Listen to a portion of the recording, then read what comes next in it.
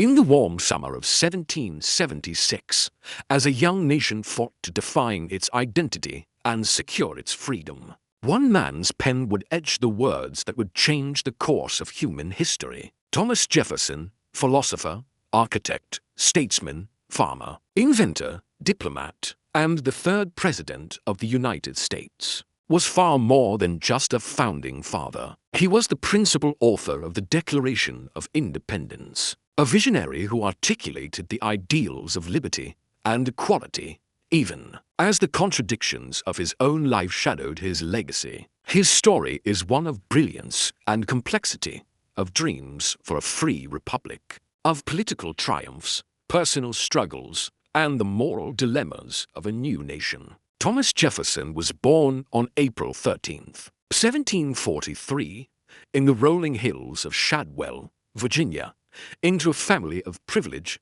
and opportunity. His father, Peter Jefferson, was a respected surveyor, cartographer, and planter. His mother, Jane Randolph, came from one of Virginia's most influential families. From an early age, young Thomas was surrounded by the rugged beauty of the Virginia countryside, where he developed an enduring love for nature, agriculture, and the land. Jefferson's education began at home, where he was tutored in the classics, learning Latin, Greek, and French. He possessed a voracious appetite for reading, devouring books on science, history, mathematics, philosophy, and law. By the time he entered the College of William and Mary at age 16, Jefferson's intellect was already blossoming. He studied under renowned scholars, engaged in late-night discussions about politics and human rights, and formed the philosophical foundations that would later guide his career. Despite being reserved in social settings, Jefferson's mind was always active, restless, and curious. He was fascinated by architecture, music, and the sciences, keeping meticulous notes on everything from agricultural methods to mechanical innovations. These quiet intellectual pursuits would, in time, become essential tools in his public service. By the mid-1760s, tensions between the American colonies and Britain were reaching a boiling point. The Stamp Act, taxes on imports, and British interference in colonial affairs stirred resentment among the colonists. Jefferson entered politics, serving in the Virginia House of Burgesses. It was here that he became known for his eloquence on paper rather than fiery speeches. In 1774, he wrote a summary view of the rights of British America, a bold pamphlet asserting that the colonies were equal to Britain, not subordinate to it. This work spread quickly among revolutionaries, catching the eye of leaders across the colonies and marking Jefferson as a rising political thinker. In June 1776, with the Revolutionary War raging, the Continental Congress convened to formally declare independence from Britain. Jefferson, at just 33 years old, was chosen to draft the document. Alone in his Philadelphia lodgings, he worked tirelessly, quill in hand, crafting sentences that captured the collective hope of the colonies. We hold these truths to be self-evident, that all men are created equal. These words, though imperfect in their application at the time, would become the moral foundation of the American experiment. On July 4, 1776, the Declaration of Independence was adopted, marking the birth of a nation. Following independence, Jefferson's talents were called upon abroad.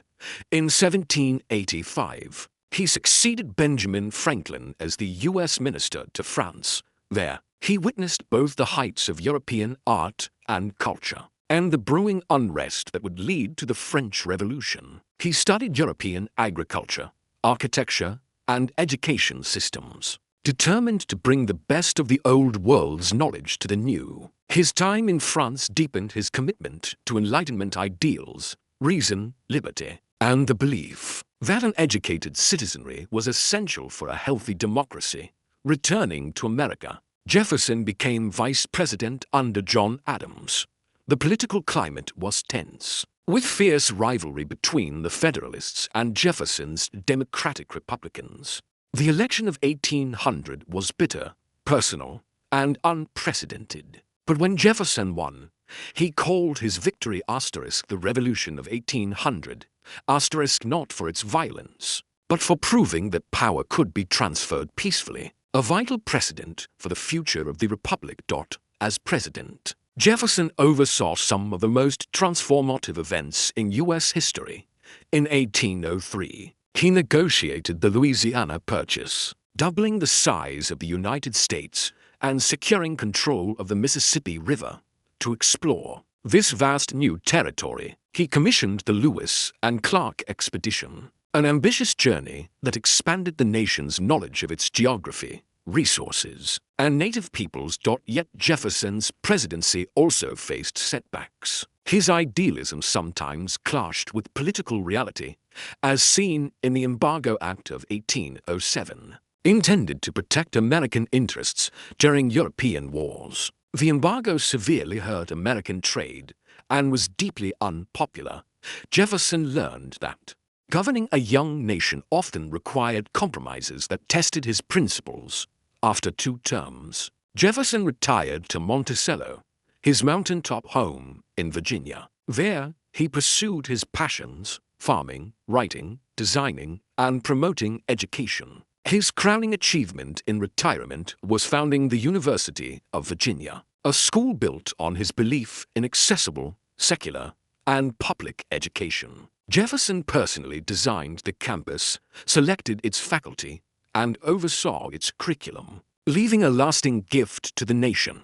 On July 4, 1826, exactly 50 years after the Declaration of Independence, Jefferson died at the age of 83, just hours before his old friend and rival, John Adams. The timing of his death was a poetic reminder of the extraordinary generation that had brought America into existence. Thomas Jefferson's life was full of contradictions, a man who championed liberty yet owned enslaved people, who spoke of equality but lived within the bounds of privilege. And yet, his words and vision laid the foundation for an America that could grow beyond its imperfections. His legacy remains one of inspiration and challenge, a call to live up to the ideals he so eloquently penned. Thomas Jefferson did not just help create a country, he gave it a voice, a philosophy, and a dream, one that still calls to us today.